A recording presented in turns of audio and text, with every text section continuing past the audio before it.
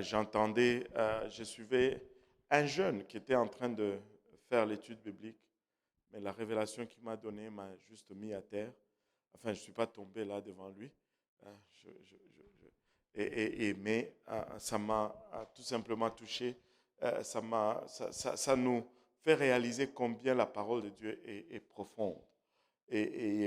Comme on est juste là-dessus, je vais juste le mentionner.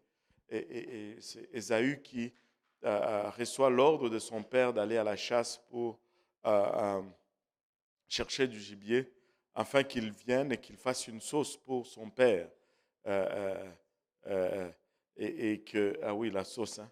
Et pour son père Isaac, et que son père en mange et qu'il le bénisse. Mais sa mère l'a entendu. Amen. Et sa mère se précipite pour dire à Jacob, voilà ce que tu vas faire. Et sinon, le droit d'aînesse que tu as acheté ne te servirait de rien. Et là, après un moment d'hésitation, Jacob le fait. Il va, il prend les vêtements d'Ésaü, il porte, il prend la peau qu'il met sur ses bras et sur son cou. Et là, sa mère prépare un veau et il va amener ça à son père. Et quand il dit Père, prends et mange et que tu me bénisses. Là, son père demande, mais qui es-tu? Il dit, Jacob, ton fils. Pas. Déjà, oh, le Seigneur a envoyé l'animal devant moi. Il dit, viens un peu ici que je te touche. Et là, il touche, il sent les poils. Le sens du toucher l'a trompé. Il dit, viens que je te sente un peu. Il sent, ça sent Ésaü. Même l'odeur l'a trompé, l'a trompé. La vue, ben, n'en parlons même pas parce qu'il était rendu aveugle. Mais il dit quelque chose. Je sens l'odeur, c'est l'odeur d'Ésaü. Au toucher, c'est vraiment Ésaü. Mais quand j'entends la voix, c'est la voix de Jacob. En d'autres termes, tous les autres sens l'ont trompé, sauf la voix. La voix ne trompe pas. Il est important de connaître la voix de Dieu. Et comment tu connais la voix de Dieu? Sa parole. Et tous les autres signes peuvent te tromper, mais la parole ne va jamais t'induire en erreur. La parole, nous devons insister sur la parole. Nous devons être radical en ce qui concerne la doctrine. Parce que ça, là, ça ne trompe jamais. Les autres sens peuvent te tromper, mais ça, oh, c'est fort. J'étais tellement béni par cette révélation. Mais bon, avançons. Là, on est en Égypte. Moïse a fait cette rencontre avec Dieu dans le désert et Dieu lui a révélé son nom. C'est important à ce passage où Dieu révèle son nom à Moïse est très important. Moïse, après avoir rencontré Dieu, il dit, bon, je veux bien partir, mais si le peuple me demande comment il s'appelle le Dieu qui t'a envoyé, c'est là qu'on voit Dieu lui dire, va leur dire, celui qui s'appelle Je suis m'a envoyé. Et Dieu révèle son nom comme étant Je suis.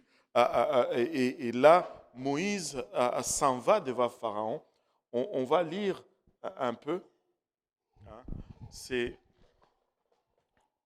beaucoup de leçons dans le livre d'Exode.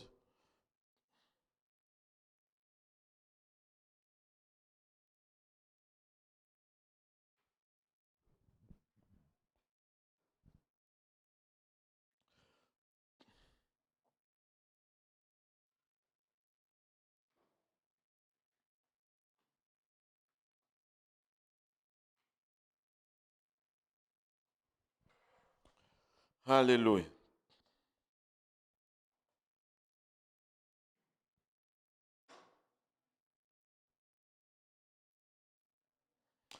Alléluia. On va lire Genèse 5, du premier et au 8e verset, au 9e verset, de 1 à 9. La Bible dit, Exode. La Bible dit, Uh-huh. Moïse et Aaron se rendirent ensuite auprès de Pharaon et lui dirent, Ainsi parle l'Éternel, le Dieu d'Israël, laisse aller mon peuple pour qu'il célèbre au désert une fête en mon honneur. Pharaon répondit, Qui est l'Éternel pour que j'obéisse à sa voix en laissant aller Israël? Je ne connais point l'Éternel et je ne laisserai point aller Israël. Ils dirent, Le Dieu des Hébreux nous est apparu. Permets-nous de faire 3 journées de marche dans le désert pour offrir des sacrifices à l'Éternel, afin qu'il ne nous frappe pas de la peste ou de l'épée. Et le roi d'Égypte leur dit, Moïse et Aaron, pourquoi détournez-vous le peuple de son ouvrage? Allez à vos travaux. Pharaon dit, Voici ce peuple est maintenant nombreux dans le pays, et vous lui feriez interrompre ses travaux. Et ce jour même, Pharaon donna cet ordre aux inspecteurs du peuple et aux commissaires. Vous ne donnerez plus, comme auparavant, de la paille au peuple pour faire des briques, qu'ils aillent eux-mêmes se ramasser de la paille. Vous leur imposerez néanmoins la quantité de briques qu'ils faisaient auparavant. Vous n'en retrancherez rien, car ce sont des paresseux. Voilà pourquoi il crie en disant, Allons offrir des sacrifices à notre Dieu.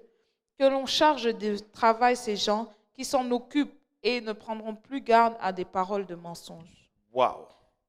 Maintenant, imaginez-vous un peu la scène ici.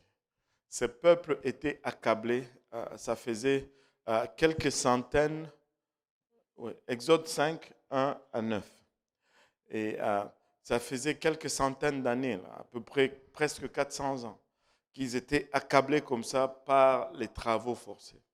Et là, Moïse vient et ce peuple ont pleuré devant Dieu pour leur délivrance. Ils ont crié, Dieu, aide-nous, Dieu, délivre-nous.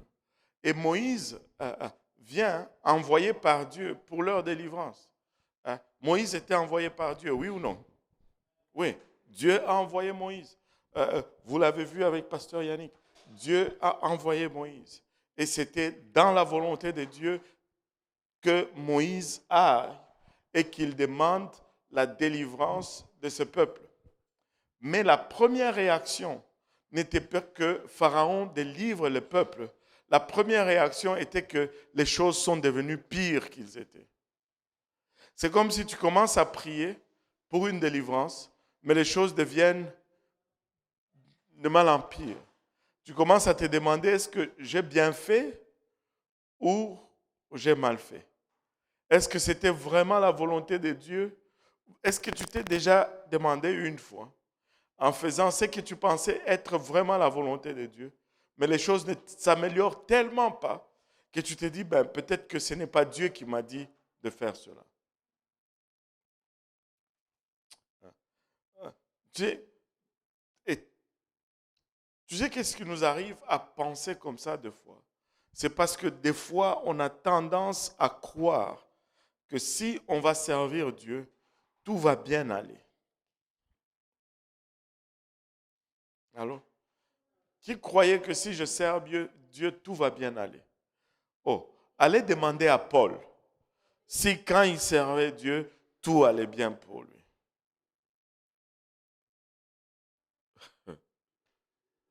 Allez demander à Pierre. C'est parce qu'il servait Dieu qu'il a été crucifié à l'envers. Allô? Ah, ce n'est pas que parce qu'on sert Dieu que tout va bien aller, mais quand on sert Dieu, on sait qu'on aura la victoire dans nos batailles. Les batailles ne vont pas disparaître, mais nous allons gagner nos combats. Et des fois, c'est comme d'un combat à un autre. N'est-ce pas, Mathilde? Je me rappelle, Je me rappelle de fois, Mathilde vient me voir et dit, je suis fatigué, pasteur.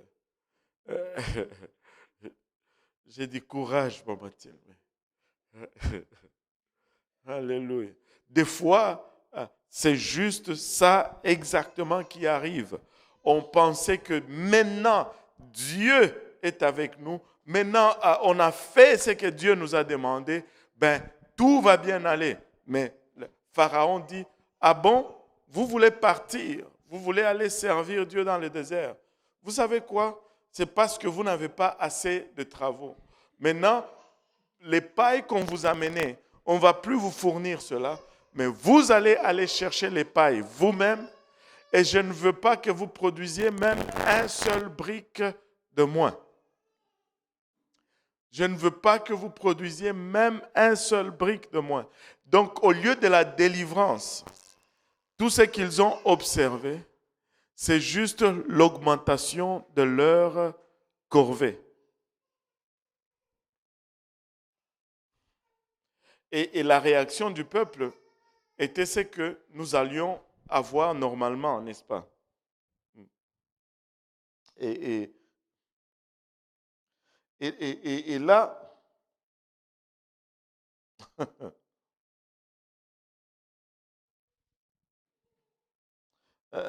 regardez, verset 15.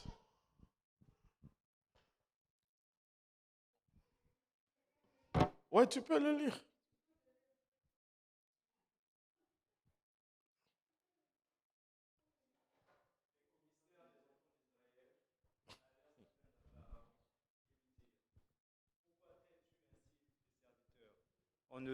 On ne donne point de paille à tes serviteurs, et l'on nous dit, fais des briques. Et voici, tes serviteurs sont battus, comme si ton peuple était coupable. Pharaon répondit, vous êtes des paresseux, des paresseux. Voilà pourquoi vous dites, allons offrir des sacrifices à l'Éternel. Maintenant, allez travailler, on ne vous donnera point de paille, et vous livrerez la même quantité de briques. Waouh! Mais non, regardez même le ton sur lequel ils sont en train de parler à Pharaon. Des fois, quand tu oublies qui tu sers,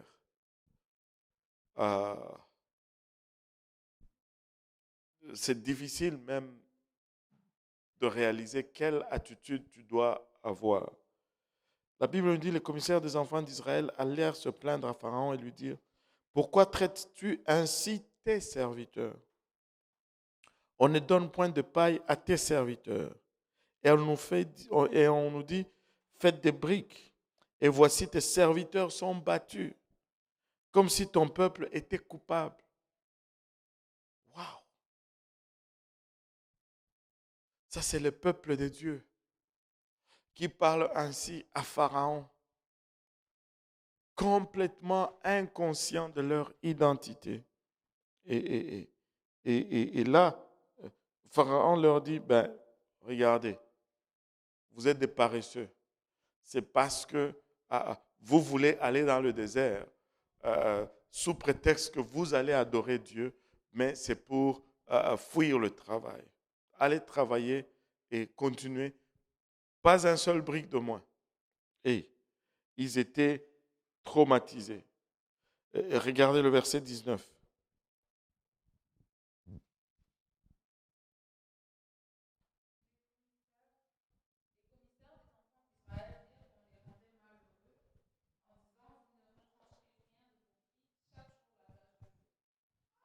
De chez Pharaon, ils rencontrèrent Moïse et Aaron qui les attendaient.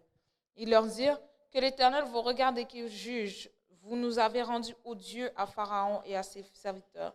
Vous avez mis une épée dans leurs mains pour nous faire périr. Moïse retourna vers l'Éternel et dit, Seigneur, pourquoi as-tu fait du mal à ce peuple? Pourquoi m'as-tu envoyé? Depuis que je suis allé vers Pharaon pour parler en ton nom, il a fait du mal à ce peuple et tu n'as point délivré ton peuple. Waouh! Est-ce que y a-t-il quelqu'un qui a déjà prié comme Moïse là Tu pensais faire ce que Dieu a demandé de faire. les réponses n'ont pas été là. Finalement, en tout cas, moi, je l'ai vu plusieurs fois. Et parce que quand ça ne marche pas, ben, c'est la faute du pasteur, n'est-ce pas? Amen, c'est officiel. Maintenant, tu sais, Seigneur, tu as dit qu'on fasse ça. Maintenant, voici, ça ne marche pas. Pourquoi? Parce que maintenant, le peuple se tourne contre Moïse. Il ne se tourne pas contre Dieu, il se tourne contre Moïse. Ça me rappelle vraiment les histoires. C'est longtemps. J'étais encore jeune au Congo. Et à un moment donné, la régie des eaux qui gère la distribution d'eau au pays et qui envoie les factures avait monté le prix. Je pense qu'ils avaient quadruplé ou triplé le prix de l'eau, de la facture d'eau. Et comme ça se faisait à l'époque, c'était un commis qui circulait dans les rues et qui déposait les factures à chaque maison, un commis de la régie des eaux. Et le pauvre monsieur, je me rappelle très bien, il était dans la section de notre rue, il a commencé, il donnait les factures, il allait, mais avant qu'il n'arrive à l'autre croisement, il y a un groupe de jeunes qui sont sortis d'une maison, qui l'ont suivi et qui ont commencé à les bousculer. C'est quoi ça, ces factures? Ça ne fait aucun sens. Et le pauvre monsieur, il a été bousculé, sa chemise a été déchirée, il a eu quelques coups avant que les gens viennent et calment la foule et les fassent comprendre que lui, il était juste le livreur de la lettre. Mais ce n'était pas lui qui dictait le prix. Et Moïse s'est retrouvé à cette place où il a juste fait ce que Dieu a demandé. Mais le peuple s'est tourné comme lui. Qu'est-ce que vous avez fait? Vous avez mis une épée dans les mains de Pharaon. Et maintenant, il nous fait faire, il nous donne plus de problèmes.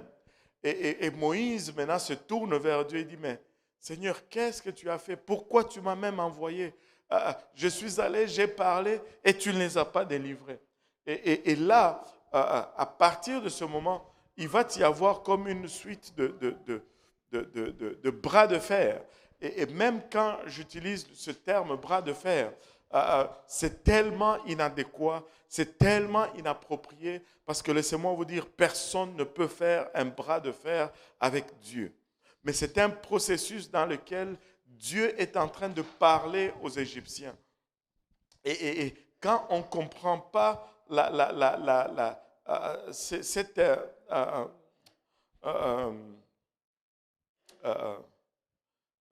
j'allais dire étape, mais cette phase où Dieu envoie des plaies aux Égyptiens, quand on ne discerne pas la raison, on a tout simplement l'impression que c'est comme si Dieu est engagé dans un bras de fer avec Pharaon.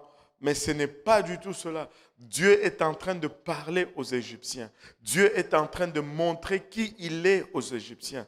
Dieu est en train de montrer aux Égyptiens que ce en quoi ils ont mis leur espoir n'était pas vraiment des vraies divinités, que c'était Dieu qui était au contrôle. Maintenant, regardez, Moïse va se plaindre à Dieu et Dieu répond à Moïse. Chapitre 6, à partir du premier verset. L'Éternel dit à Moïse, « Tu verras maintenant ce que je ferai à Pharaon. Une main puissante le forcera à les laisser aller. Une main puissante le forcera à les chasser de son pays. » Dieu parla encore à Moïse et lui dit, « Je suis l'Éternel. Je suis apparu à Abraham, à Isaac et à Jacob, comme le Dieu Tout-Puissant. Mais je n'ai pas été connu d'eux sous mon nom, l'Éternel. » Waouh! Waouh, waouh, waouh, waouh. Juste regardez ceci. Dieu dit, tu verras maintenant ce que je ferai à Pharaon. Une main puissante le forcera à les laisser aller. Et puis, il dit non, ça va être encore mieux. Une main puissante le forcera à les chasser de son pays. Et il dit, quand je vais finir, il ne va pas donner la permission au peuple d'aller. Il va littéralement les chasser du pays. Partez, sortez d'ici, on ne veut plus vous voir. Et là, voici une révélation profonde ici, au chapitre 3, au verset 3. Il dit, je suis apparu à Abraham, à Isaac et à Jacob comme les dieux tout-puissants.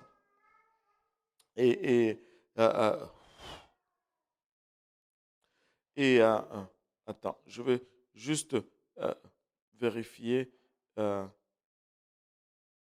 une chose rapidement.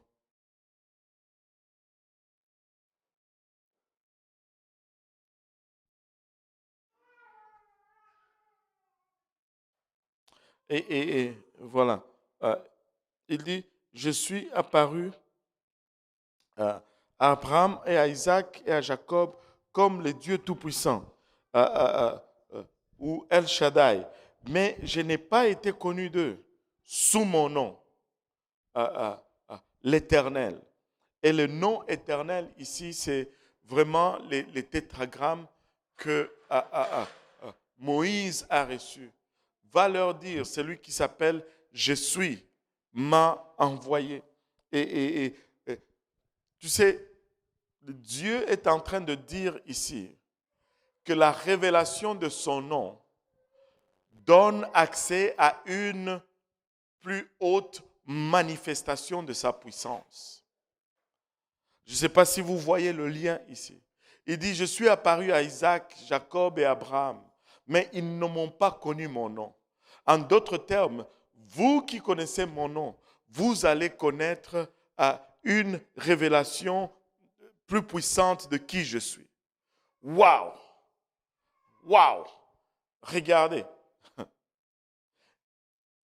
Et ça, ce n'était même pas la révélation finale ou le nom le plus puissant que Dieu ne puisse utiliser. Ça, c'est El Shaddai. Mais déjà, Dieu dit, parce que vous me connaissez comme Yahweh. Eux, ils m'ont connu comme El Shaddai. Mais vous me connaissez comme Yahweh. Vous allez voir plus de ma puissance, plus de ma grandeur. Mais moi, ce qui me rend un peu plus enthousiaste ou excité ici, c'est que si le tétragramme donné à Moïse et au peuple plus de puissance, combien la révélation du nom final va donner la puissance et l'autorité à son peuple aujourd'hui. Nous les connaissons, alléluia, sous le dernier nom qui ne puisse être révélé, le nom au-dessus de tout nom. Alléluia. Le livre des Actes nous dit que le nom de Jésus est le nom au-dessus de tout autre nom. Il n'y a pas un nom mieux que cela qui n'ait été donné dans le ciel, sur la terre et dans les profondeurs. Nous sommes le peuple du nom. Et la révélation du nom de Dieu donne toujours accès à une provision ou à une puissance ou à une manifestation de Dieu. Contrairement, je lisais, alors que je me préparais à prêcher hier, je lisais un peu sur les divinités égyptiennes. Selon la mythologie égyptienne, quand tu connaissais le nom secret d'un dieu, d'une divinité, tu pouvais vaincre cette divinité. Et les divinités cachaient leur nom pour garder la force. Mais avec notre Dieu, plus tu connais son nom, plus il est puissant en ta faveur. Alléluia. Nous sommes le peuple du nom. Nous sommes sur qui? Oh, si mon peuple, sur qui mon nom est invoqué. Wow. Il dit, je suis apparu à Abraham, à Isaac et à Jacob comme les dieux tout-puissants, mais je n'ai pas été connu d'eux sous mon nom, l'Éternel. Alléluia. On continue, verset 4. La Bible dit, j'ai aussi établi mon alliance avec eux pour leur donner le pays de Canaan, le pays de leur pèlerinage dans lequel ils ont séjourné. J'ai entendu les gémissements des enfants d'Israël que les Égyptiens tiennent dans la servitude, et je me suis souvenu de mon alliance. C'est pourquoi, dis aux enfants d'Israël, je suis l'Éternel. Je vous affranchirai des travaux dont vous chargent les Égyptiens. Je vous délivrerai de leur servitude, et je vous sauverai à bras étendus et par de grands jugements. Je vous prendrai pour mon peuple, et je serai votre Dieu. Et vous saurez que c'est moi, l'Éternel, votre Dieu, qui vous affranchit des travaux dont vous chargent les Égyptiens. Waouh. Regardez. Donne-nous le verset 8 et puis après on va. Je vous ferai entrer dans le pays que j'ai juré de donner à Abraham, à Isaac et à Jacob. Je vous le donnerai en possession, moi, l'Éternel. Waouh. Regardez un peu ceci. Dieu réitère toutes ses promesses à Moïse. Et là, j'aime la façon que la sœur Emmanuela a lu, parce qu'elle a insisté sur le jeu. Je peux m'imaginer Dieu, si on pouvait ajouter les exclamations et les intonations dans la Bible, ça serait juste un autre niveau. Tu sais, je le ferai, je le ferai, je le ferai, je le ferai. Dieu promet. Écoutez, si tu étais Moïse, tu sortirais de là la poitrine bombée et tu aurais tendance, surtout suite à notre nature humaine déchue, tu aurais tendance à croire qu'avant la fin de cette journée-là, le peuple allait être en route vers la terre promise, n'est-ce pas? Hein? C'est tellement sûr, c'est tellement convaincant qu'on part aujourd'hui. Vous savez, le temps est notre ennemi comme pas possible. Je le ferai, dit Dieu. Et toi, tu attends 2 jours, tu abandonnes. Vous savez, il est toujours question du temps. Entre nous et la promesse de Dieu, il y a toujours le temps. Mais abandonner, c'est très stupide. Allô?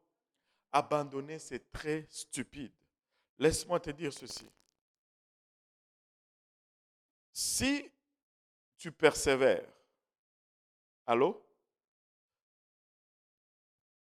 Tu peux soit avoir ou soit ne pas avoir. Hein? OK? Oui. Mais si tu abandonnes, oublie avoir. Tu viens juste de sceller le fait que tu n'auras pas. Mais pourquoi sceller cela maintenant? Alors que si tu persévères, tu peux l'avoir quand même, le fait de ne pas avoir. Ça ne change rien.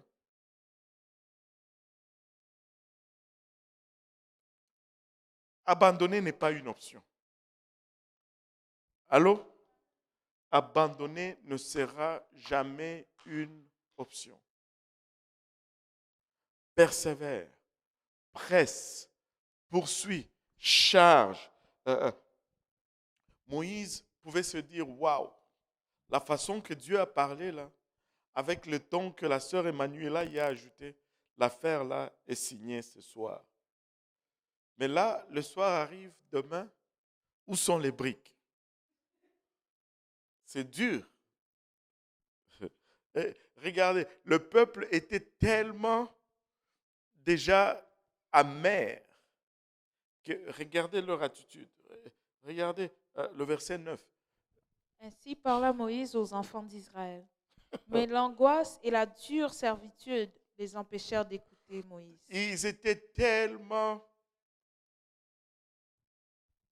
offensés, tellement blessés, que tout ce que Moïse disait là, ça passait. Tout ce que Moïse disait, ça ne faisait plus de différence. Regardez, j'ai toujours donné cet exemple.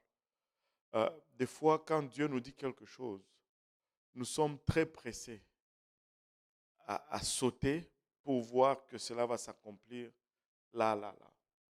Mais c'est très important de réaliser qu'il peut y avoir un temps pour l'accomplissement de la promesse de Dieu.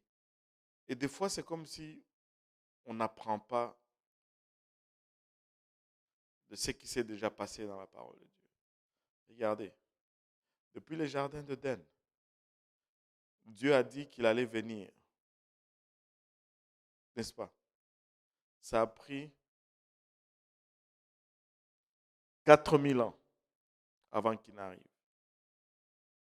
Il est finalement venu. 33 ans après, il est reparti. Après qu'on ait attendu 4000 ans. Il a fait seulement 33 ans, il est parti. 4000, c'est peu là. Il est reparti. Et là, il dit, je reviens encore. Là, ça fait 2000 ans qu'on l'attend. Le Seigneur est tellement conscient de cela que quand il disait au revoir à ses apôtres, il dit, allez à Jérusalem, vous allez recevoir. Et puis là, les apôtres disent, et c'est en ce temps-là que tu vas rétablir le royaume de Jérusalem, le royaume d'Israël. Et regarde, il n'a même pas voulu leur donner une idée. Parce que s'il leur avait dit, je pense qu'on ne serait pas ici aujourd'hui. Il a dit, ce n'est pas à vous là, ne vous préoccupez pas de ça. Vous faites tout simplement ce qu'il y a à faire. La beauté de la chose, c'est que en attendant la promesse de Dieu, il y a toujours quelque chose que nous pouvons faire. Allô? Il y a toujours quelque chose auquel nous devons être occupés. Alléluia. Et si on est occupé, le temps passe plus vite. Allô? Si on est occupé, le temps passe plus vite. Alléluia. Et regardez, versets 10 à 13. La Bible dit, l'Éternel parla à Moïse et dit, va, parle à Pharaon, roi d'Égypte, pour qu'il laisse aller les enfants d'Israël hors de son pays. Moïse répondit en présence de l'Éternel, voici les enfants d'Israël ne m'ont point écouté. Comment Pharaon m'écouterait-il, moi qui n'ai pas la parole facile? L'Éternel parla à Moïse et à Aaron et leur donna des ordres au sujet des enfants d'Israël et au sujet de Pharaon, roi d'Égypte, pour faire sortir du pays d'Égypte les enfants d'Israël. Voici le... Oh. C'est ça. On s'arrête là. Et là, Dieu le convainc encore. Mais, et là, c'est comme si la scène maintenant est bien dressée pour une démonstration de la grandeur et de la puissance de Dieu et une démonstration de la nullité des idoles. Et Dieu va commencer à utiliser toutes les divinités égyptiennes pour montrer aux Égyptiens que il est le véritable Dieu. Et c'était ça le message. Parce que chaque plaie adressait une divinité égyptienne. Chaque plaie, c'était une divinité égyptienne. Dieu était en train de dire à ses peuples, ce en quoi vous avez mis votre confiance, ce n'est rien. Tournez-vous plutôt vers moi, je suis le véritable. Et moi, je suis convaincu que si le peuple égyptien s'était tourné vers Dieu, ils allaient être délivrés. Ils allaient être eux-mêmes délivrés du joug de Pharaon. Mais comme toujours, le peuple n'a pas écouté. Maintenant, le verset 7, le chapitre 7 va s'ouvrir sur quelque chose qui nous rappelle un peu c'est l'art que nous avons de déranger ce que Dieu a planifié pour nous. Laissez-moi vous dire ceci. Le plan de Dieu, c'est toujours le meilleur pour toi. Quand Dieu te dit quelque chose, il te demande, ne t'y trompe pas là-dessus, il t'offre toujours le meilleur en premier. Dieu n'est pas un vendeur qu'il va essayer de te donner un prix pour qu'il fasse du profit. Dieu n'a pas besoin de profit, Dieu n'a besoin de rien. Il est omniscient, il est omniprésent, il est omnipotent, il est omniriche, si ça peut se dire. Il possède toutes les richesses, il est éternel. Il ne recherche pas l'éternité, il est tout le temps jeune. Il ne recherche même pas à éviter la vieillesse. Dieu a tout. Il n'y a aucun gain. Dieu ne peut pas faire un gain parce qu'il possède déjà tout. Amen. Mais quand Dieu te donne un plan, c'est le meilleur plan pour toi. Le premier plan de Dieu, c'est toujours le meilleur.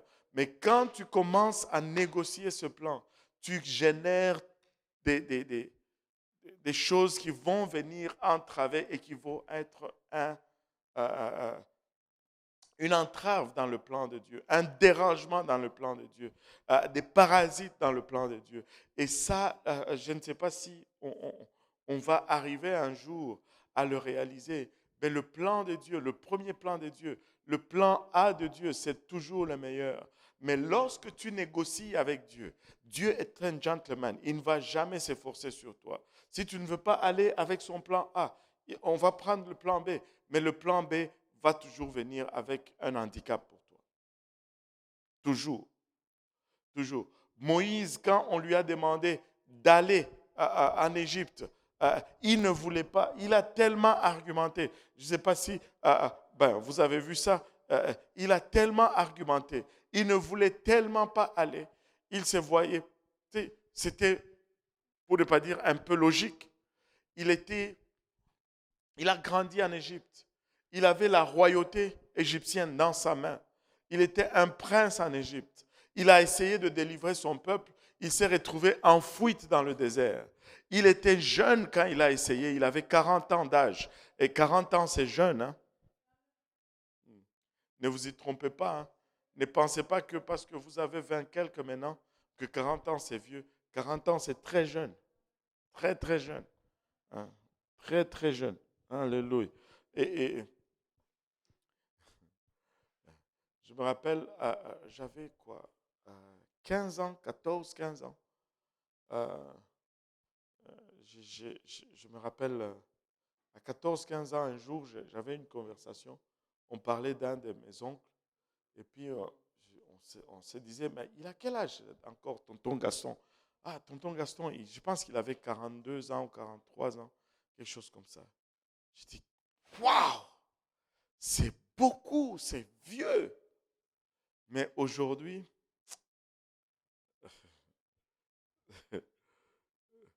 je trouve que c'est rien, 40 ans. 40 ans, c'est très jeune. Et Moïse, à 40 ans, a essayé de délivrer le peuple, mais il a été mis en fuite. Il a été mis en déroute.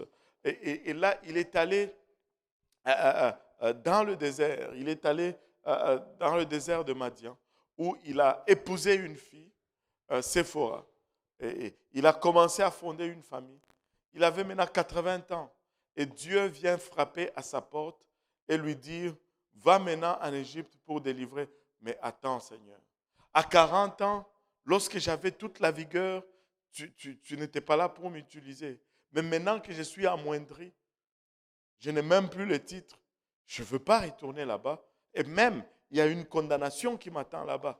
Et Moïse se regarde et il fait une évaluation de qui il est. Il voit qu'il a moins. Mais c'est en ce moment-là que Dieu vient et lui dit, maintenant tu es prêt pour le faire. Waouh! Totalement contraire de ce que nous aurions pu faire comme calcul. Et là, il ne voulait tellement pas aller, il a utilisé toutes sortes d'excuses. Dieu lui fait une démonstration de son pouvoir. Mets ta main dans ton manteau, sors-le, sors-là, la lèpre. Wow! La lèpre, c'était la Covid de l'époque. Quand tu avais la lèpre, tout le monde te fouille, comme on te fouille aujourd'hui quand tu as la Covid. C'est le Covid ou la Covid? Bon, c'est Covid, on va dire. C'est Covid. Quand tu as Covid, tout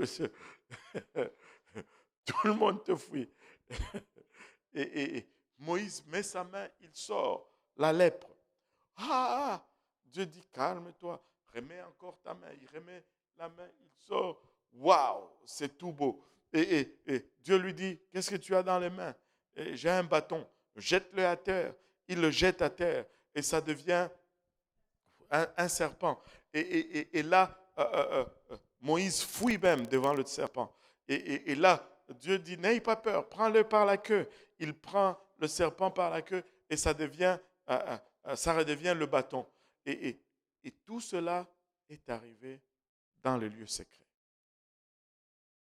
Personne n'était là pour voir. Allô?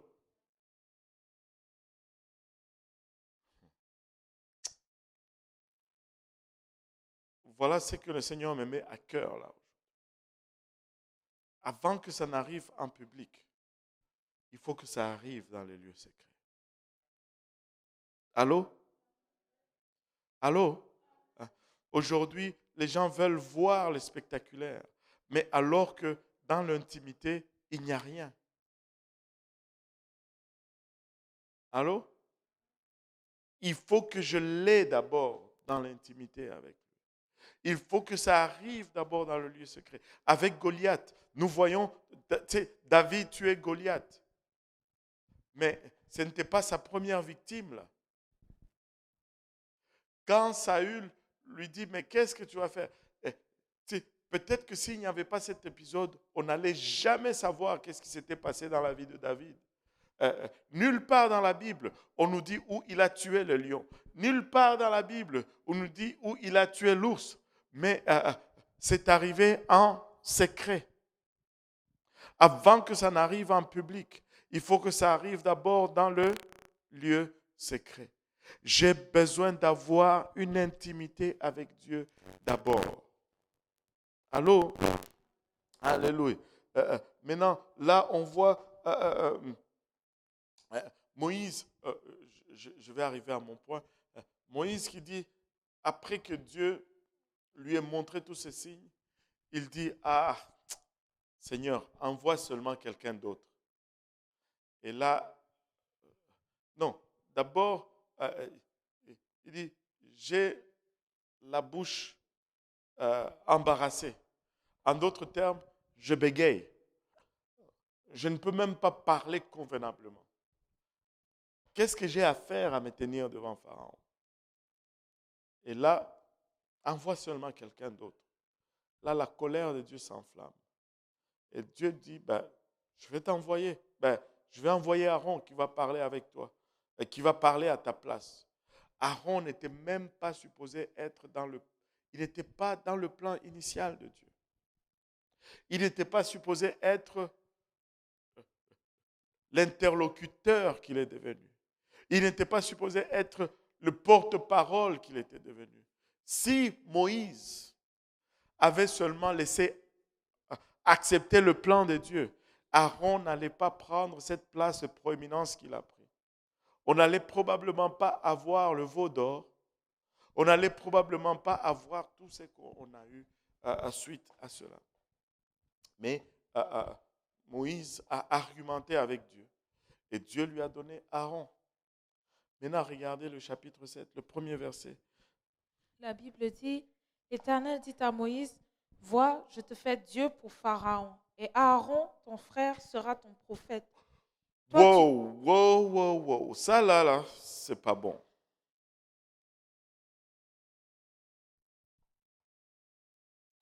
C'est pas bon. Si Moïse avait juste accepté, Dieu n'allait pas avoir besoin de le faire Dieu pour Pharaon. Il allait être juste le prophète qui parle. Mais maintenant, il y a quelqu'un d'autre. Aaron. Je te fais Dieu pour Pharaon et Aaron, ton frère, sera ton prophète.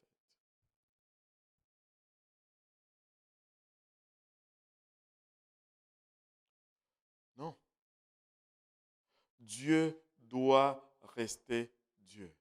Je ne veux pas que Dieu fasse de moi Dieu pour quelqu'un d'autre et qu'il y ait un autre intermédiaire. Oui. il y a des témoins de Jéhovah, dans leur doctrine, dans le fond, ils enseignent, comme ils vont beaucoup prendre ce verset pour expliquer comment Jésus, en fait, il était comme Dieu pour nous quand il est venu sur Oh, la terre, mais que dans le fond, il n'est pas Dieu manifesté en chair. ben, c'est dur d'argumenter que Jésus n'est pas Dieu manifesté en chair. Parce que c'est écrit littéralement dans la parole de Dieu. C'est écrit littéralement dans la parole de Dieu.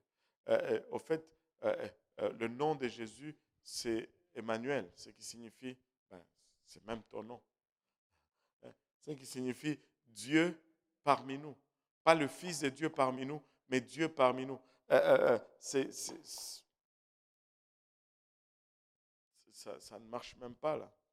C'est tellement fragile là. Et donc, j'essaie de pousser un peu le raisonnement de témoins ici. Là. En fait, j'essaie de comprendre la logique. Si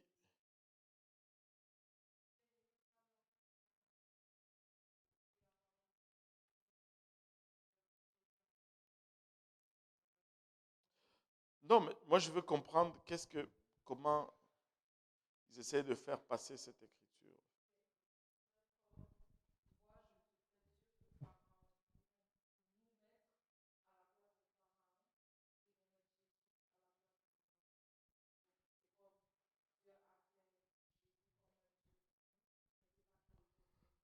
Et tu sais pourquoi Dieu dit je te fais Dieu pour Pharaon? Parce que Moïse n'était pas Dieu. Tu ne peux pas faire Dieu Dieu s'il est déjà Dieu.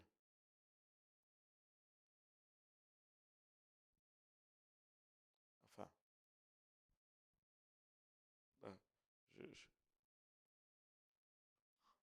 je regarde juste,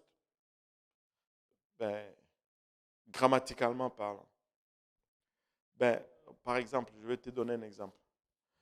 Je vais faire de toi une citoyenne canadienne, par exemple. Mais si tu as déjà la citoyenneté canadienne, je ne peux pas.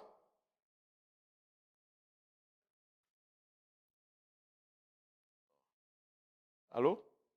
Mais Jésus, on ne peut pas faire de Jésus Dieu parce que, tu sais, encore là, Moïse, il a eu une naissance naturelle. Il a un père et une mère. Va chercher le papa de Jésus. On va te dire pourquoi ce n'est pas la même chose ici. Là. Il n'y a personne comme Jésus. Il n'y a personne comme Jésus. C'est quoi? C'est. Attends. Attends.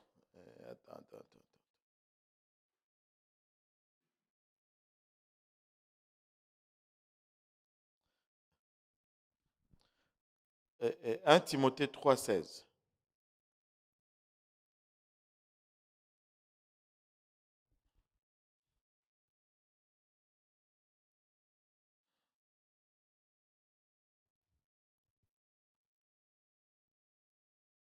La Bible dit, et sans contredit, le mystère de la piété est grand. Dieu a été manifesté en chair, justifié par Bon, l'Esprit. il dit, la Bible dit Dieu s'est manifesté dans la chair. Donc Jésus, c'est Dieu manifesté dans la chair. Donc c'est écrit littéralement. Donc le point d'argument là que c'est la même chose ici, ça ne tient pas. Parce que la Bible dit mot pour mot que Jésus, c'est Dieu manifesté dans la chair. Ce n'est pas Dieu qui élève quelqu'un dans une type ou dans une image de divinité. Et le problème avec le fait que Dieu élève une personne dans une image de divinité, c'est parce que ça donne une fausse direction et ça donne une fausse perspective plutôt, je veux dire, de ce que Dieu est. Moïse, plutôt Pharaon, regarde Moïse. Moïse est limité. Moïse est déjà vieilli. Et pour Pharaon, toute la puissance et l'autorité de Dieu est limitée par ce que Moïse représente. Et c'est pourquoi même des fois, il argumente avec lui parce qu'il dit, ben, tu ne peux pas faire mieux que moi. Allô? Mais Jésus, ce n'est pas Dieu qui élève un homme dans une type ou image de divinité. C'est plutôt Dieu lui-même qui s'est fait, qui se donne une image humaine, qui se revêt de la chair. Mais ici, Moïse, Dieu n'habite pas dans Moïse là. Alléluia. Donc les témoins, ils sont à côté pas mal. Ils ne sont pas du tout témoins là. Ce n'est pas un bon témoignage. Alléluia. Maintenant, il dit, je te fais Dieu pour Pharaon et Aaron, ton frère, sera ton prophète. Et le verset 2, il dit, Toi, tu diras tout ce que je t'ordonnerai. Et Aaron, ton frère, parlera à Pharaon pour qu'il laisse aller les enfants d'Israël hors de son pays. Et moi, j'endurcirai le cœur de Pharaon et je multiplierai mes signes et mes miracles dans le pays d'Égypte. Pharaon ne vous écoutera point. Je mettrai ma main sur l'Égypte et je ferai sortir du pays d'Égypte mes armées, mon peuple, les enfants d'Israël, par de grands jugements. Alléluia. Et regarde le verset 5. Regardez juste là, le début du chapitre 5. Et les Égyptiens connaîtront que je suis l'Éternel. Les Égyptiens connaîtront que je suis l'Éternel. Dieu voulait que les Égyptiens sachent qui il est. Il était en train de leur dire, ce n'est pas eux, c'est pas ces divinités, c'est moi. Tournez-vous vers moi. Regardez, moi je peux sauver. Mais ça n'a pas marché.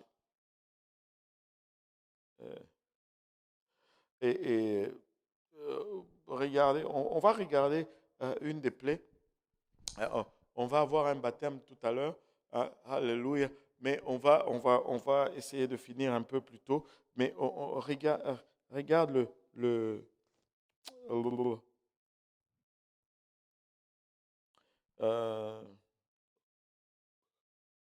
partir du verset 10. Moïse et Aaron allèrent auprès de Pharaon et ils dirent ce que l'Éternel avait ordonné. Aaron jeta sa verge devant Pharaon et devant ses serviteurs, et elle devint un serpent. Mais Pharaon appela des sages et des enchanteurs et les magiciens d'Égypte. Eux aussi en firent autant par leurs enchantements. Ils jetèrent tous leurs verges et elles devinrent des serpents. Et la verge d'Aaron engloutit leurs verges.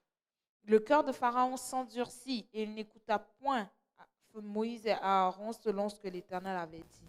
Wow. Maintenant, regardez. Dieu leur dit, allez vers Pharaon et voici ce que vous allez faire. Aaron va jeter son bâton. Tu te rappelles, Moïse, comme c'était arrivé là sur la montagne, ça va devenir un serpent. Moïse dit, ok. Et là, ils partent. Tu sais, je ne sais pas pourquoi, mais on a toujours tendance à penser que s'il y a plus de miracles, les gens vont plus croire. Je ne sais pas d'où est-ce qu'on tire cette idée, mais quand tu lis la logique biblique, quand tu suis les exemples du passé dans la Bible, ça n'a jamais été le cas. Jamais. Jamais. On va suivre Dieu parce qu'on a choisi de l'aimer. On ne va pas suivre Dieu parce qu'il a fait un miracle.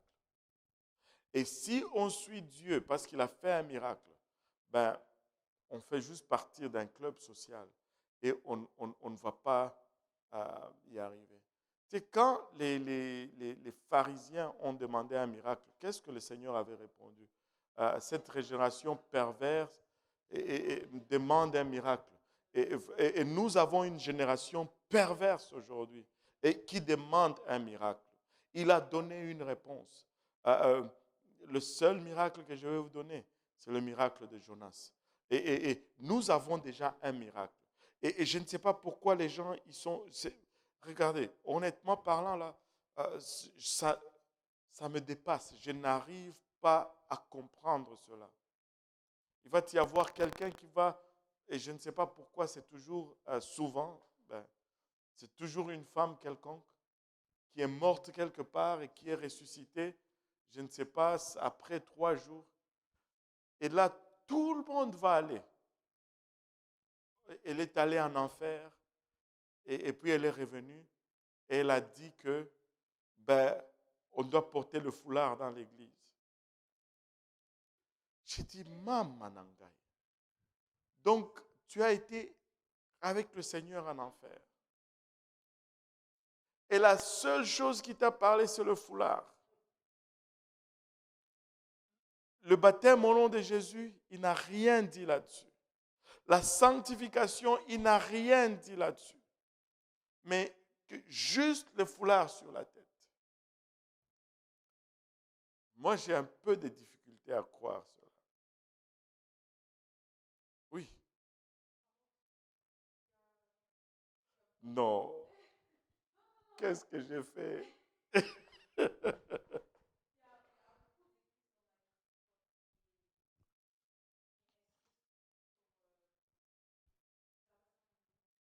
Mhm.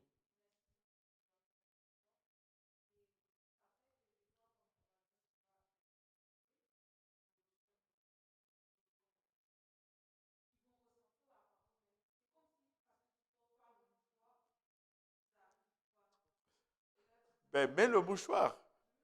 Ben oui. Ils vont comprendre par la suite. Mais ne gâche pas ta chance. C'est comme si le Seigneur t'envoyait aujourd'hui comme missionnaire en Afghanistan. Je ne dis pas que c'est ça qu'il va faire. C'est juste un exemple. Hein. Ne commence pas par fuir par derrière. Là. Juste un exemple. Tu vas aller là-bas. Si tu veux te donner une chance, mets le truc sur la tête.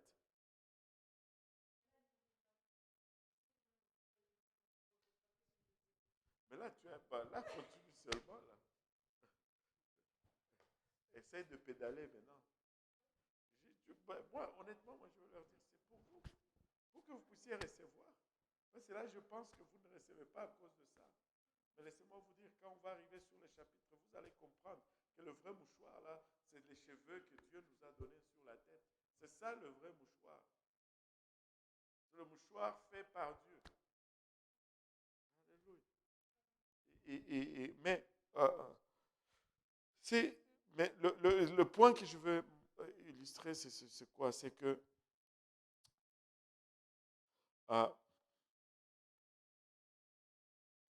on va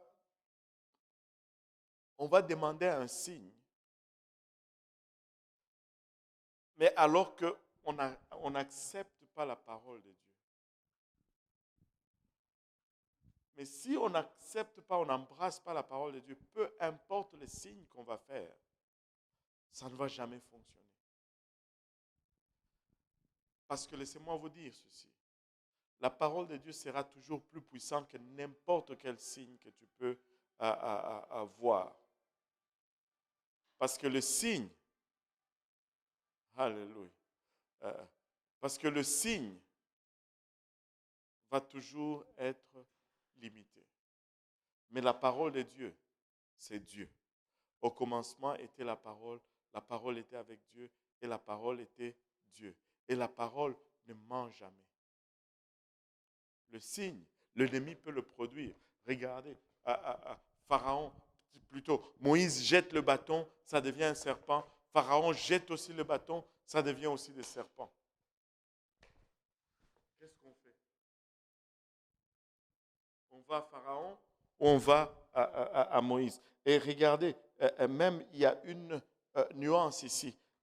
Regardez ceci. La Bible dit au verset 12. 12. Ils jetèrent tous leur tous leurs verges et elles devinrent des serpents. Et ils avaient, pour Pharaon, il y avait même plus de serpents. Alors que pour Dieu, il y avait un seul serpent.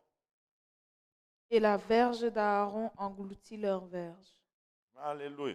Et regardez, nous ne devons jamais, alors jamais être guidés ou conduits par des signes. Nous devons être guidés et conduits par la parole de Dieu. Et il y a toute une tendance, même dans l'Église aujourd'hui.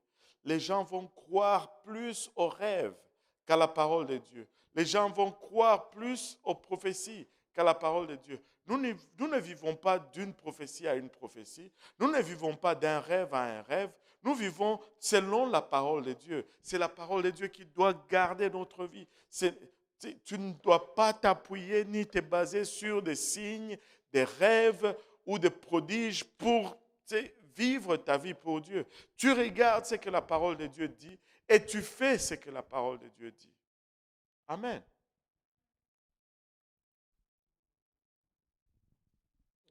Et c'est ça. Et c'est ça.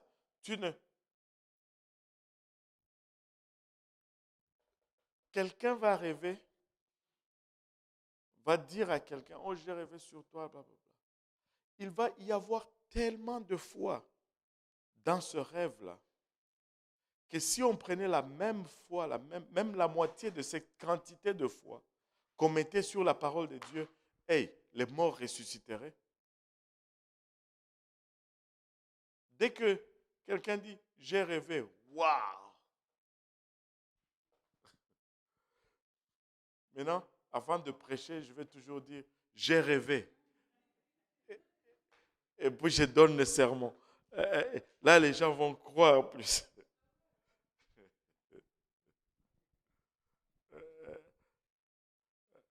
Est-ce que Dieu parle par des rêves? Oui. Mais il ne parle pas que par des rêves. Alléluia. Anyway. Là, Aaron jette le bâton. Bang! Ça devient un serpent. Les magiciens font la même chose. Ça devient aussi des serpents. Mais quelque chose de particulier qui se passe. Ici, voilà quelques points que vous pouvez vous servir pour discerner si les signes sont de Dieu ou pas. Je vais vous en donner quelques-uns et puis le plus important, je vais donner à la fin. Premier point. Il y a eu un serpent pour Dieu. Il y a eu plusieurs serpents pour les magiciens. Avec le diable, il y a toujours tendance à avoir beaucoup plus et beaucoup plus vite. C'est un des musiciens, je ne sais plus qui disait qu'il a signé un pacte avec le diable parce qu'avec le diable, ça vient plus vite. Un de vos musiciens populaires, là. Enfin, pas vous, mais vous comprenez. Avec le diable, c'est plus vite. Et oui, le diable va te promettre des richesses plus vite. Et des fois, il va même t'en donner des richesses plus vite. Il y a même un dicton. Si tu vas dans plusieurs pays africains aujourd'hui, beaucoup de jeunes se commettent dans l'occultisme pour s'enrichir. Et ils vont te dire, je préfère vivre court et riche parce que très souvent leur pacte implique qu'ils meurent jeunes. Et ils vont te dire, je préfère vivre riche et moins longtemps que vivre pauvre. C'est comme si c'était les deux seules alternatives de la vie. Pourquoi tu ne vas tout simplement pas travailler et que tu vives juste une vie normale?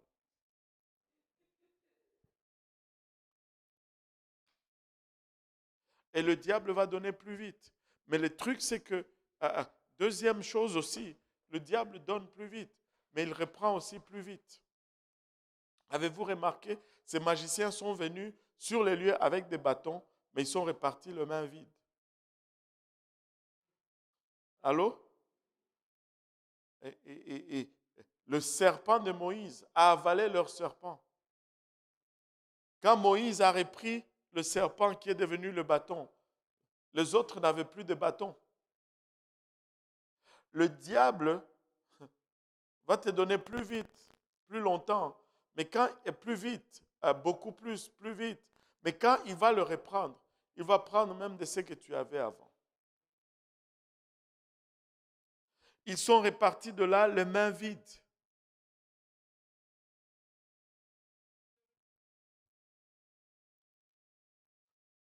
Troisième point, et à mon avis le plus important, qui fait la différence entre les signes, c'est le message. Moïse avait un message et Pharaon avait aussi un message. Le message de Pharaon, c'était que je vous garde dans la servitude. Mais le message de Moïse, c'était sortons d'Égypte. Alléluia, sortons de l'esclavage. L'Égypte est le type du péché. L'Égypte est le type du monde. L'esclavage est le type du péché. Et laissez-moi vous dire ceci. Dieu va toujours d'abord vouloir te délivrer du péché. Avant qu'il ne te donne quoi que ce soit, la première des choses que Dieu veut, c'est que tu sois d'abord sauvé. Il veut que tu quittes d'abord l'Égypte. Et ainsi, laissez-moi vous dire, frères et sœurs, et aussi bien ici que partout, peu importe les prodiges que tu fais, si tu ne prêches pas l'Évangile, tu es comme un magicien de Pharaon. Tu fais des signes, mais les gens restent en Égypte. Tu fais des prodiges, mais le peuple ne quitte jamais l'Égypte. Ce sont des Égyptiens. Et au final, ils vont finir par prendre la nationalité égyptienne. Nous devons prêcher l'Évangile. Nous devons confesser l'Évangile. Nous devons proclamer l'Évangile. Alléluia. Le premier miracle que le Seigneur a fait, ou le miracle qu'il nous donne, c'est l'Évangile. Alléluia. L'Évangile, c'est la chose la plus puissante. C'est quoi l'Évangile? L'Évangile, c'est la mort, l'ensevelissement et la résurrection de Jésus-Christ. C'est le miracle de Jonas. 3 jours dans le sein, alléluia, de la mort. 3 jours dans le sein de la terre. Mais 3 jours après, il est ressorti vivant, glorieux et triomphant. Laissez-moi vous dire, Jésus est mort pour toi, il a été enseveli pour toi et il est ressuscité pour toi. Et l'évangile, alléluia, c'est que tu peux t'identifier à ce que Jésus a fait. Tu peux mourir pour lui, tu peux ressusciter, tu peux être enseveli pour lui et tu peux mourir, ressusciter pour lui. Ne fouillez pas, ne changez pas de canal, on ne va tuer personne.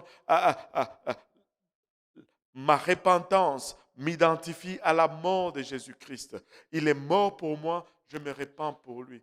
Quand je me repens, je meurs à ma volonté, de sorte que la volonté de Christ puisse vivre en moi. Et quand je me repens, il faut que je me fasse baptiser. Il faut que je sois enseveli dans les eaux du baptême. Alléluia. Et cela au nom de Jésus, pour le pardon de mes péchés. Et quand je suis enseveli dans les eaux du baptême, au nom de Jésus-Christ, pour le pardon de mes péchés. Le baptême d'eau, c'est mon identification à son ensevelissement. Et quand je prie, alléluia, et qu'il me remplit de son Saint-Esprit, c'est ma résurrection. Acte 2, 38, Pierre leur dit, répentez-vous et que chacun de vous soit baptisé au nom de Jésus-Christ pour le pardon de vos péchés et vous recevrez le don du Saint-Esprit. C'est là l'évangile. C'est là notre premier pas de sortie de l'Égypte. Et on peut avoir tous les autres miracles. Mais si on n'a pas celui-là, tous les autres miracles deviennent nuls et sans effet. Alléluia. Dans notre destinée. Dans notre destinée. Je veux recevoir le miracle de Jonas. Je veux, alléluia, recevoir le meilleur que Dieu a pour moi. Dieu fait des prodiges, il fait des miracles. Il y a des malades qui sont guéris. J'ai parlé à une des sœurs dont sa mère a 82 ans ou 84 ans, je ne me rappelle pas. Elle a eu la COVID. elle dit, elle a été rétablie d'une façon miraculeuse. Dieu l'a littéralement guérie. À 84 ans, elle a été guérie. Dieu fait ces choses encore. Il le fait. Nous en sommes témoins. Il y a des gens pour qui le médecin avait pronostiqué la mort, mais Dieu les a ressuscités. Il y a des gens pour qui le médecin avait pronostiqué qu'ils ne vont jamais marcher. Aujourd'hui, ils marchent et ils courent même dans le sanctuaire ici. Et ils œuvrent pour Dieu. Dieu le fait.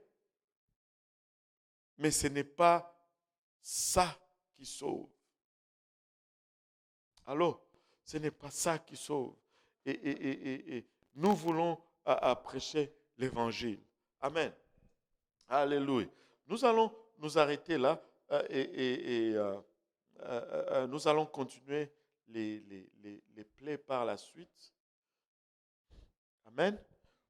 Est-ce qu'il y a des questions par rapport à ce qu'on a parlé aujourd'hui? Alléluia. Content de voir la sœur Carrie aujourd'hui. Alléluia. Alléluia. Le Seigneur est bon, n'est-ce pas? Il n'y a pas de questions. Comme il n'y a pas de questions, alléluia, ça veut dire qu'on va juste retourner plus vite à la maison. Ah non, pas plus vite, parce qu'on a un baptême, on va célébrer. Alléluia. Gloire au nom de Jésus. Le Seigneur est juste extraordinaire. Le Seigneur fait de grandes choses. Et il fait de grandes choses. Alléluia. Gloire au nom de Jésus. Donc, on va conclure. Doyen, si tu peux nous conclure en prière.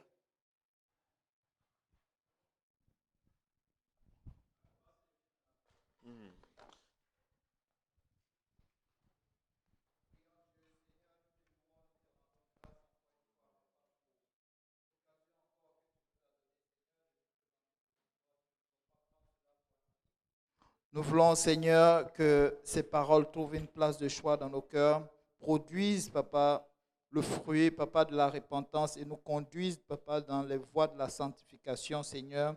Nous te louons, nous te rendons grâce, Seigneur, que les yeux des uns et des autres au dehors ne soient plus indifférents par rapport à nous, Seigneur, que nous puissions leur prêcher ce message, Seigneur. Garde-nous, Papa, pour le retour, Seigneur, et que la prochaine fois, nous puissions nous retrouver dans ce merveilleux temple encore pour louer ton saint nom. Et que le peuple de Dieu dise au nom de Jésus. Au nom de Jésus. Alléluia. Gloire au nom de Jésus. Alléluia.